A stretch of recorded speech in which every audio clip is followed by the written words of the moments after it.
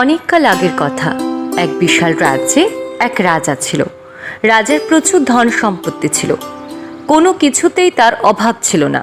কিন্তু রাজার মনে খুব দুঃখ, কারণ তার একমাত্র মেয়ে অনেক দিন ধরেই কঠিন অসুখে ভুগছিল। অনেক দূর দূরান্ত থেকে ডাক্তার কবিরাজ এনেও মেয়েকে সুস্থ করতে পারেনি।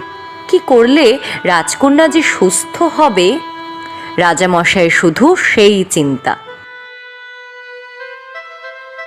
প্রণাম লহিবেন মহারাজ। আপনি কে সাধু বাবা? কি চান আপনি? আমার কিছু চাই না মহারাজ। আপনার কন্যা অসুস্থ শুনিয়া আমি আপনার সহিত সাক্ষাৎ করিতে আসিয়াছি। আপনার কন্যা সুস্থ হইবার একটি উপায় সম্পর্কে আমি অবগত। রাজকন্যা একটি বিশেষ লেবু খাইলেই সুস্থ হইয়া উঠিবেন। আরে মন্ত্রী মশাই, আচ্ছা মুশকিলে পড়া গেল তো। সাধু বাবা তো লেবুর কথা বলেই চলে গেলেন। কোথাকার লেবু, কার গাছের লেবু, কোথায় পাওয়া যাবে এই লেবু, তোমরা কেউ জানো? না রাজামশাই, আমাদের তো তা জানা নেই। এইটুকু খোঁজ করতে পারো না তো মন্ত্রী হয়েছো কেন? আমি জানি না, যে করি হোক তুমি একটা ব্যবস্থা করো। 3 দিনের মধ্যে যদি খোঁজ না আনতে পারো, তোমার মন্ত্রী পদ থেকে আমি তোমায় বিতাড়িত করব। ক্ষমা করবেন রাজামশাই, আমি আজকেই সব গ্রামে ঢেরা পিটিয়ে জানিয়ে দিচ্ছি। যাও, তাই করো গে। আর বলে দাও, যার গাছের লেবু খেয়ে আমার মেয়ে সুস্থ হয়ে যাবে, তার সাথে আমি আমার মেয়ের বিয়ে দেব, আর রাজ্যেরও কিছু অংশ পাবে। যাও, তাড়াতাড়ি যাও, দাঁড়িয়ে আছো কেন? জি জি, আজ্ঞে আজ্ঞে রাজামশাই, আমি এক্ষুনি যাচ্ছি।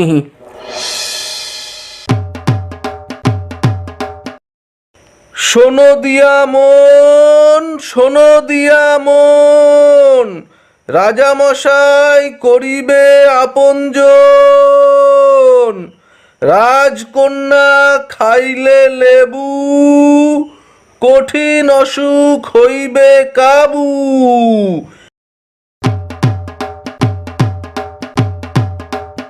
যে তাহার অসুখ সারাইবে, রাজামশাই তাহাকে জামাই বানাইবে। শোনো দিয়া মন, শোনো দিয়া মন। গ্রামের শেষ প্রান্তে এক চাষি ছিল। তার বাড়িতে মস্ত বড় একটা লেবু গাছ ছিল। সেই গাছের লেবু ইয়া বড়, যেমন মিষ্টি তেমনি রং। এরকম লেবু কেউ দেখেনি, আর খাওয়া তো দূরের কথা। চাষির 2 ছেলে, যদু আর মধু। যদু বড় আর মধু ছোট। যদু খুব চালাক, আর মধুকে সবাই বোকা মনে করত। যদু, তুই এই ঝুড়ি করে রাজকন্যার জন্য লেবু নিয়ে যা। যদি রাজকন্যা সুস্থ হয়, তাহলে তোকে রাজামশাই জামাই বানাবে, আবার রাজ্যও দেবে।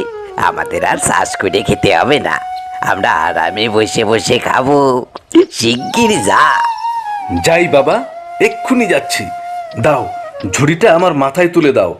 একটা কাপড় দিয়ে ঢেকে নিয়ে যাই, যাতে কেউ দেখতে না পায়।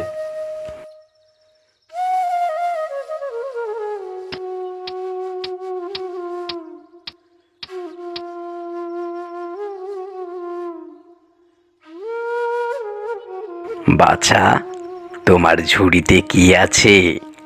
কি নিয়ে যাচ্ছ? ও, ঝুড়িতে? দাঁড়াও, একটু ভেবে নিয়ে বলছি।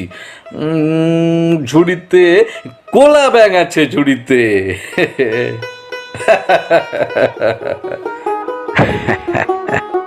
কোলা ব্যাঙ? আচ্ছা, তবে তাই হোক।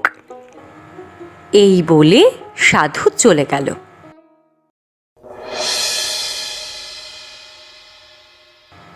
কি ব্যাপার, কি চাই?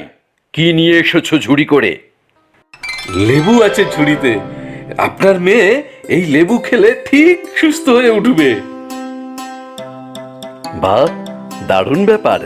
বের করো দেখি তোমার লেবু।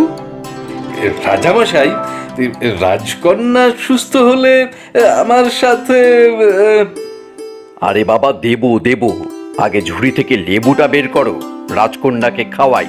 আগে সুস্থ হোক, আর সুস্থ না হলে লাঠির বাড়ি খাওয়ার জন্য প্রস্তুত থেকো।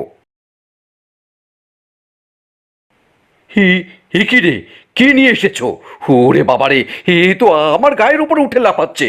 ধর বেটাকে, দড়ি দিয়ে বেঁধে উত্তম মধ্যম দে, দেখিস পালাতে না পারে। রাজার সাথে মশকরা করার ফল এবার বুঝতে পারবে। মার মার, ভালো করে ধোলাই দে। মারবেন না রাজামশাই, মারবেন না। আমি সত্যিই লেবু নিয়ে এসেছি। কি করে ব্যাং হয়ে গেল আমি জানি না। আবার মিথ্যে কথা, লেবু আবার ব্যাং হয় কি করে রে? তুই আবার দাঁড়িয়ে আছিস? যা, বেরিয়ে যা। যদু কয়েক ঘা লাঠির বাড়ি খেয়ে মনের দুঃখে বাড়ি চলে গেল। বাবাকে গিয়ে সব বলল। কি বলছিস? কি করে এরকম হলো? তুই কি রাস্তায় কারোর সঙ্গে কথা বলেছিলি? হ্যাঁ বাবা, একজন সাধু বাবা জিজ্ঞেস করছিলেন, আমি মিথ্যে বলেছিলাম তাকে। এতক্ষণে বুঝলাম, তোর মাথায় একটুকু বুদ্ধি এলো না? শুভ কাজে যাওয়ার সময় কখনো মিথ্যে বলতে আসে? একটা কাজও তোকে দিয়ে হয় না। যাই হোক, যা হবার হয়েছে, এই সুযোগ হাতছাড়া করা যাবে না। আমি কাল সকালে মধুকে দিয়ে লেবু পাঠাবো। যাই, সব ব্যবস্থা করতে হবে।